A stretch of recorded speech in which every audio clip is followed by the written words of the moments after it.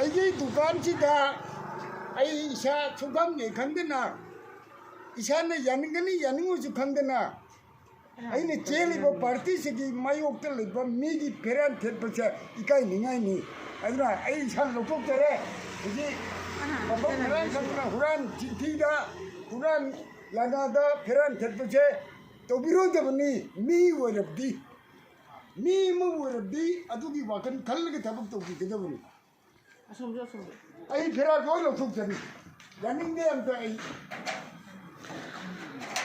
Asengwani BJP ki candidate oriba Shri Jotin Wakhongi worker singsi yamni kai khangdaba masana yadana migi mayum dukanda hingonda flag thichalaga mi yamba saba hojikti mayamna khangderabani aduna sugumje khoi thangban kendra gi praja singna yarigedi masana yadana flag thetpa khopaje tohonbigano